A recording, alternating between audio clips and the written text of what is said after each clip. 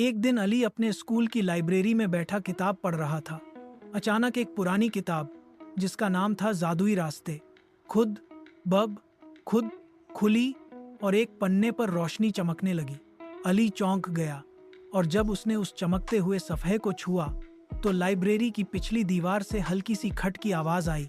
वह आवाज़ के पीछे गया और हैरत से उसने देखा कि दीवार पर लकड़ी की अलमारी के पीछे एक खुफिया दरवाज़ा छुपा हुआ था। अली ने हिम्मत की और दरवाज़ा खोला। सामने अंधेरा था, लेकिन जैसे ही वह अंदर दाखिल हुआ, रोशनी खुद ब खुद जलने लगी। यह कोई आम जगह नहीं थी, यह किताबों की जादुई दुनिया थी, जहां कहानियां जिंदा थीं। किताबों के किरदार चलते थे, वे घूमते थे और हर किताब एक नया दरवाज़ा खोलती थी।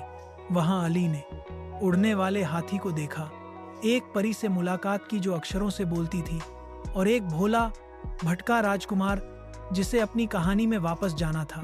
री ने अली से कहा, तुम केवल तभी वापस जा सकते हो जब तुम अपनी सबसे पसंदीदा किताब का नाम सच्चे दिल से बोलोगे। अली ने सोचा और कहा, मेरी अम्मी की सुनाई हुई कहानियां। उसके यह शब्द कहते ही जमीन पर रोशनी का दायरा बना और लम्हों में वह वापस लाइब्रेरी में था, हाथ में वही पुरानी किताब लिए। अगले दिन जब अली दोबारा लाइब्रेरी गया तो वह खुफिया दरवाज़ा गायब था, लेकिन अब वह जान चुका था कि किताबें सिर्फ पढ़ने के लिए नहीं, नींद सपने देखने के लिए भी होती हैं। नैतिक सबक, हर किताब एक दरवाज़ा है ज्ञान, कल्पना और दोस्ती की ओर।